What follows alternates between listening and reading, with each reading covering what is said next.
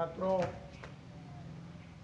यह क्लास 11 का जीव विज्ञान का जो पिछली वीडियो में आप लोगों ने पढ़ा, उसके आगे का ये वर्गीकरण के बारे में बताने जा रहे हैं।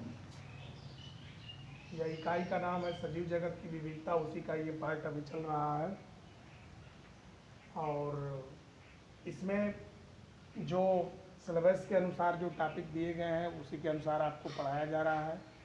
किताब के हिसाब से आप न देख करके बल्कि आप सिलेबस देखेंगे, जो शासन का जो सिलेबस घटा करके बनाया गया है उसी को ध्यान में रख करके आप पढ़ेंगे। इसमें आपका टॉपिक है वर्गीकरण की आवश्यकता। तो वर्गीकरण के बारे में भी आपको पिछली कक्षा में आपने पढ़ा होगा, 9th में पढ़ा होगा, 10th में भी कुछ पढ़े होंगे। तो सबसे बड़ी चीज़ है कि समस्त जीवों को निम्नलिखित कारणों के आधार पर वर्गीकरण की आवश्यकता होती है। अब इसके कारण क्या है?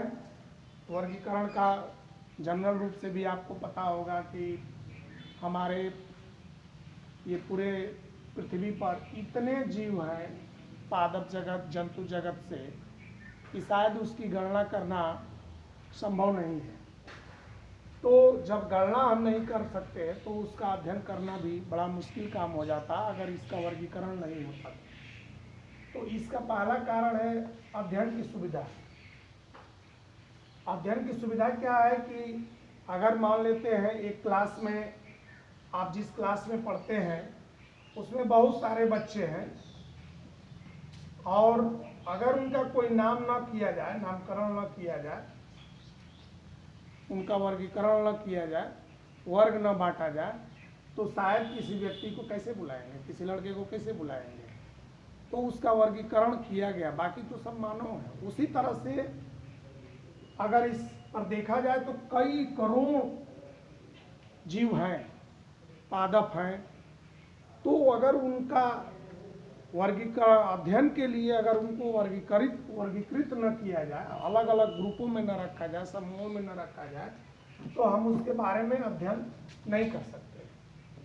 तो इसलिए एक पहला इम्पोर्टेंट बात थी, इसका कारण इसका है, इसका आधार माना गया कि अध्ययन की एक सुविधा हो जाएगी। जैसे पक्षी जगत का अध्ययन करना हो तो उसको वर्गीकरण कर दिया गया, पक्षी जगत में कर दिया गया। जैव विकास के क्रम का अध्ययन, अब जैव विकास जो क्रमिक विकास हुआ है, किस जीव का कैसे विकास हुआ है, इसके बारे में उस क्रम को अगर ज्ञान अध्ययन करना है, किसी भी जीव का ले लीजिए। जैसे अगर आप मानव को ले लीजिए तो ये होता है कि मानव से पहले आदि मानव था, आदि मानव से पहले हम बंदर प्रजाति के माने जाते हैं। तो ये जैव विकास का क्रम का ज्ञान होता है। इसकी क्रम के बारे में जानकारी रखने के लिए इसका भी एक आधार लिया गया कि इसको जैव विकास के क्रम पर हम इसका वर्गीकरण करना आवश्यक है, जीवों का वर्गीकरण करना आवश्यक है। तीसरा है अनुकूलन का ज्ञान। अनुकूलन का ज्ञान का मतलब है कि वो जीव किस वातावरण में रहता है। बहुत सारे जीव हैं, एक वातावरण में अगर रहते हैं तो उनके बहुत सारे लक्षण, उनके बहुत सारे बनावट, आकार एक तरह के हो जाते हैं। तो वातावरण में के अनुकूल का ज्ञान करने के लिए कि उस अनुकूलन में कितने जीव रहते हैं, कैसे रहते हैं, ये एक आधार और बनाया गया। ये चौथा है जाति वृत्ति का ज्ञान। अब जाति जैसे वर्गीकरण का द्विनाम पद्धति, एक नाम पद्धति, ये सारी पद्धतियाँ बनाई गई।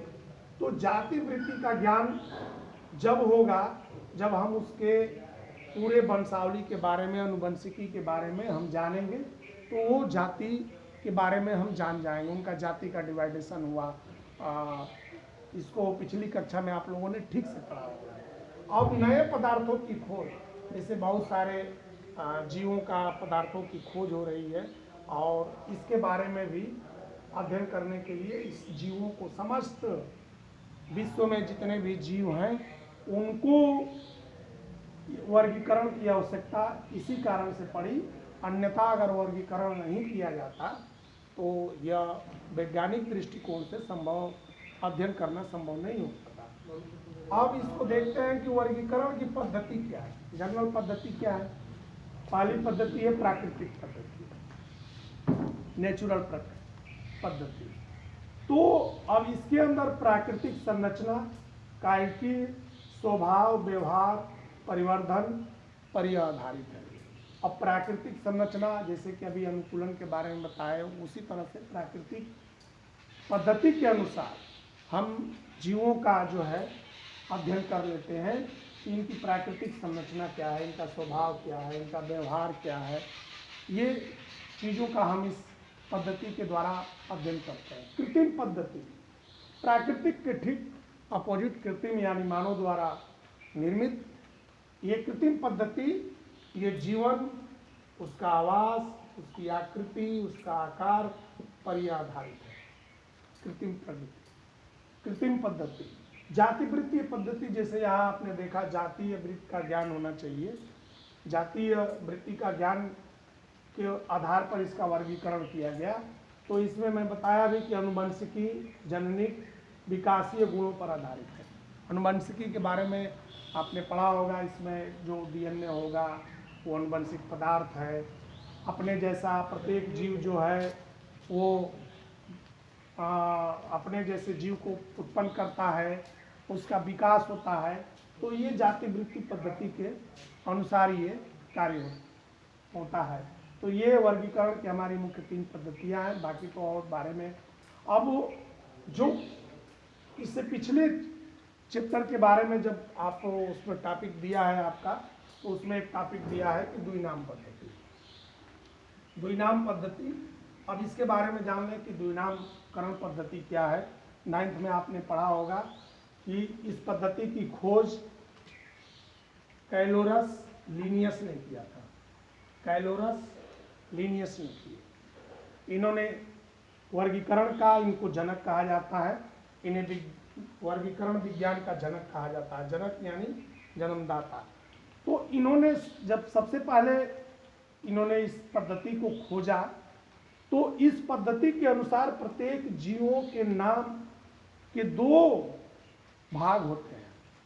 देखिए यहाँ ध्यान से, इसीलिए इसको 2 नाम पद्धति कहते हैं। 2 नामकरण पद्धति कह लें तो द्विनाम पद्धति कह लें। कह रहे हैं कि कैलोरस लीनियस ने कहा कि इसके प्रत्येक जीव के नाम के 2 भाग होते हैं। पहला भाग जीव के श्रेणी या वंश को प्रदर्शित करता है। जीव की श्रेणी या वंश को प्रदर्शित करता है, जिसे जेनरिक नाम कहते हैं। जिसे जेनरिक नाम कहते हैं। और दूसरा भाग जो है जीव की जाति को प्रदर्शित करता है। ये किस जाति का है, किस जाति का है। यहाँ जाति के बारे में देख रहे हैं, पीछे भी आप जब पढ़ेंगे वंश, गण, कुल, ये सारी चीज़ें वो सिस्टम में बनाई गई है। पिछली कक्षा में आपको याद होना चाहिए। तो ये जाति को प्रदर्शित करता है, इसे स्पेसिफिक नाम कहते हैं। ये वैज्ञानिक नाम इटैलिक भाषा में लिखे जाते हैं। जैसे भारतीय मेढक को देख लो, राना टिग्राना, 2 नाम इसका, 2 भाग में।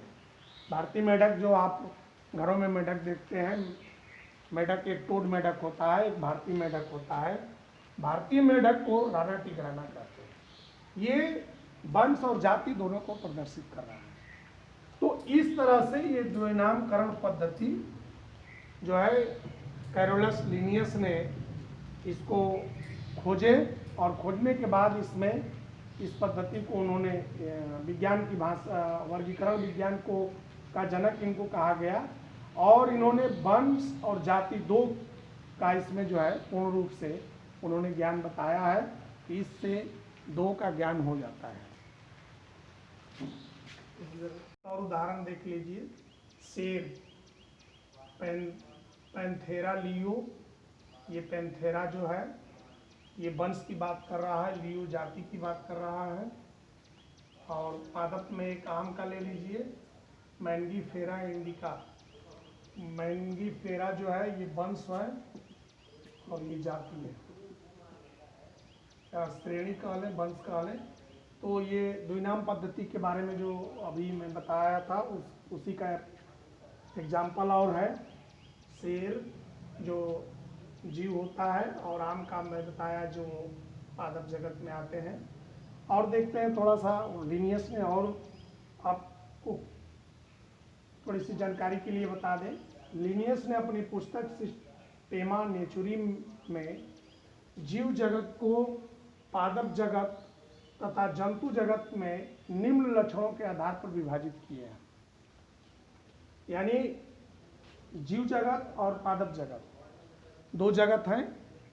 तो इसको जो है जीव जंतु जगत होता है, पादप इसमें सारे जीव आते हैं। पादप में अपना एक अलग जगत उन्होंने बनाया। तो लक्षण क्या देखा इन्होंने कि कौन सा लक्षण पर इन्होंने विभाजित किया। तो पहला है केवल पादपों की कोशिकाओं के चारों ओर सेलुलोस एक तत्व होता है। आगे पढ़ाएंगे आपको बढ़िया से, इसके बारे में जानकारी दी जाएगी। तो पादप कोशिका केवल पादप कोशिकाओं के चारों ओर सेलुलोस से निर्मित दृढ़ कोशिका भित्ति का उपस्थित होना। पहला चीज उन्होंने देखा कि इसके अंदर एक दृढ़ कोशिका भित्ति बनती है जो सेलुलोस से निर्मित होती है। सेलुलोस एक तत्व है। दूसरा इन्होंने कहा कि कैसे अलग किया, दूसरा आधार क्या रखा है इन्होंने, केवल पादप कोशिकाओं में पर्णहरिम यानी क्लोरोफिल का उपस्थित होना। क्लोरोफिल के बारे में आपको पता है, जब क्लोरोफिल नहीं रहेगा तो पौधा प्रकाश संश्लेषण की क्रिया नहीं कर सकता है। तो दो इन्होंने पादप जगत का आधार बनाए कि कोशिकाओं के चारों ओर सेलुलोज से निर्मित दृढ़ कोशिका भित्ति हो वो, और दूसरा जिनके अंदर पर्णहरिम यानी क्लोरोफिल का उपस्थिति होना। तीसरा इन्होंने लिखा केवल जंतुओं में गमन एवं संवेदनशीलता का विकास होना। गमन और संवेदनशीलता का विकास होना। लिनियस के माध्यम से इन्होंने लिनियस जी ने अपनी पुस्तक में ये आधार बना करके पादप जगत और जंतु जगत को डिवाइड किया। अब देखते हैं, आपका एक टॉपिक है 5 जगत वर्गीकरण। 5 जगत वर्गीकरण, इसको सन 1969 यानी 1969 में R.H. व्हिटेकर ने संपूर्ण जीव जगत को 5 जगतों में विभाजित कर इस पद्धति को प्रस्तुत किया। 5 जगतों में इसको संपूर्ण जीव जगत को, यहाँ देख लिया आपने जीव जगत और पादप जगत, यहाँ देखें कि संपूर्ण जीव जगत को 5 जगतों में विभाजित किए। सन 1969 में R.H. व्हिटेकर, ये वैज्ञानिक का नाम है, इसको अंडरलाइन कर लेंगे जानकारी के लिए। और जब ये प्रस्तुत किए, इसमें कवकों को पादप से अलग किया गया। इस पद्धति के अंतर्गत 5 जगत मोनेरा, प्रोटिस्टा, कवक, पादप, जंतु आते हैं। यानी पूरे जंतुओं को 5 जगत में इन्होंने बांटा। तो कौन कौन है? मोनेरा है, प्रोटिस्टा है, कवक है, पादप है और जंतु। ये 1, 2, 3, 4, 5, ये 5 हमारे जगत हो गए।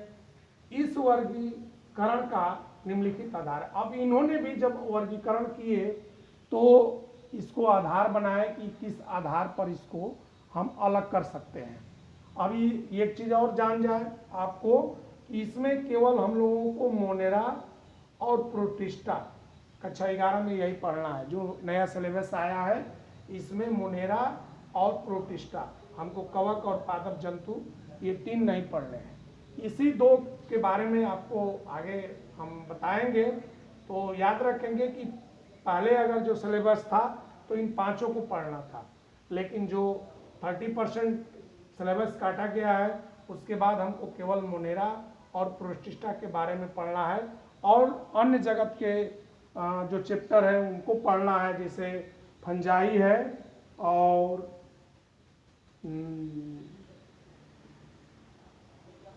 लाइकेन वायरस, इसके बारे में पढ़ना है। तो पहले हम इसको देखते हैं, जो आपका टॉपिक चल रहा है इसको हम लोग देखते हैं। इसमें से हम लोगों को 2 पढ़ना है, इसको याद रखेंगे और बाद में ये जैसा होगा आपको जानकारी के लिए अगर पढ़ना चाहते हैं तो आप अपने बुक से पढ़ लीजिएगा। तो इन्होंने क्या आधार बनाया, इसके वर्गीकरण का इन्होंने क्या आधार बनाया?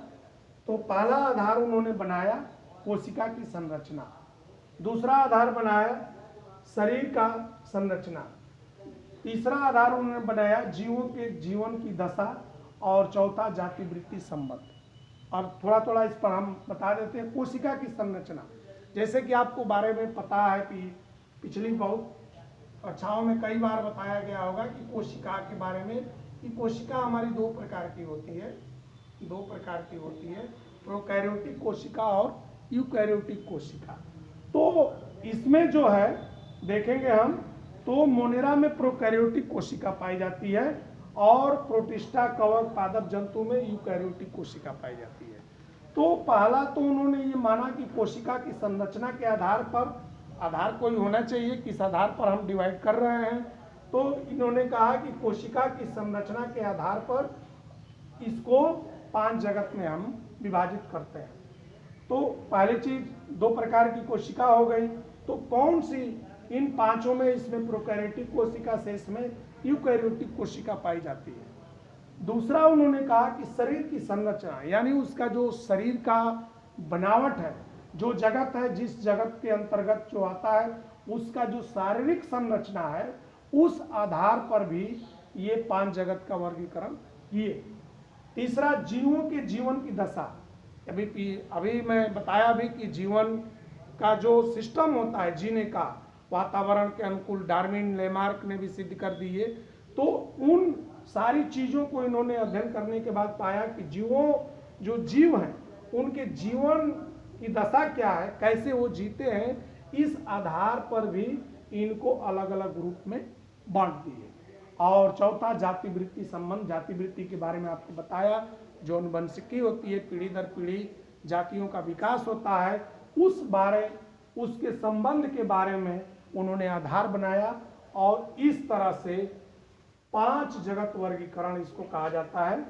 1 2 3 4 5, यही 5 जगत वर्गीकरण इसी पद्धति को कहते हैं। अब इसको देखते हैं कि 5 जगत वर्गीकरण की विशेषता क्या है। इसकी विशेषता को देख लें तो पहली विशेषता इसकी है कि प्रोकैरियोटिक जीवों को अन्य एक कोशिकीय जीवों से कोशिकीय संरचना में, प्रजनन में, आनुवंशिक पदार्थ में तथा कायिकी में भिन्न होने के कारण इनकी मुख्य विशेषता पाई जाती है। यानी प्रोकैरियोटिक, अभी मैं बताया प्रोकैरियोटिक यूकैरियोटिक, तो उस प्रोकैरियोटिक जीवों के अन्य एक कोशिकीय संरचना, जैसे यहाँ कोशिकीय संरचना में एक और भी जान लें कि प्रोकैरियोटिक यूकैरियोटिक के अलावा उन्होंने एक और भी टॉपिक दिया कि जानते हैं आप कि हमारी जो जीव हैं 2 प्रकार के हैं, एक कोशिकीय जीव होता है, एक बहुकोशिकीय जीव होता है। बहुकोशिकीय जीव में बहुत सारे जीव आते हैं, एक कोशिकीय जीव में पादप जगत में कुछ आते हैं और जंतु जगत में भी कुछ आते हैं। तो उसमें जो प्रोकैरियोटिक कोशिका होती है, जीवों के अन्य एक कोशिकीय जीवों में कोशिकीय संरचना, उसका कोशिकीय संरचना कैसा है, उसका प्रजनन यानी अपने जैसा जीव को उत्पन्न करने की उसकी स्टेमिना क्या है, उसमें आनुवंशिक पदार्थ कैसे है, इन सारी चीज़ों के भिन्न होने के कारण इन्होंने इसकी विशेषता, पहला विशेषता इन्होंने बताया। दूसरा, कुछ जीवों में जैसे यूग्लिना, पैरामीशियम यूग्लिना का नाम सुने होंगे। यूग्लिना को एक कोशिकीय जंतु, यूग्लिना भी एक कोशिकीय जंतु है, पैरामीशियम भी एक कोशिकीय जंतु है, अमीबा भी एक कोशिकीय जंतु है। तो यूग्लिना को एक कोशिकीय जंतु तथा पादप के मध्य की कड़ी, यानी दोनों के बीच की कड़ी, यानी इसको समझा आपको बता दें कि एक तरफ अगर पादप है और एक कोशिकीय जीव है, एक कोशिकीय जीव है, तो दोनों के बीच की कड़ी जो है उसको इन्होंने इसकी विशेषता बताया कि यूग्लिना इन दोनों के बीच की कड़ी समझा जाता है और इसे प्रोटिस्टा ग्रुप में रखा गया, यानी जगत में रखा गया, प्रोटिस्टा जगत में रखा गया यूग्लिना को।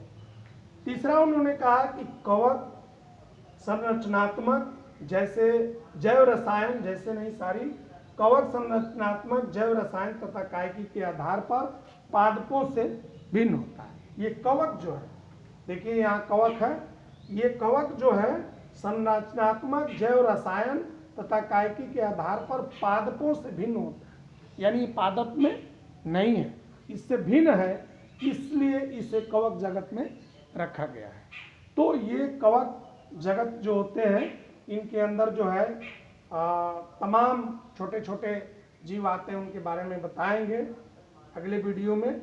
बहुत बहुत धन्यवाद।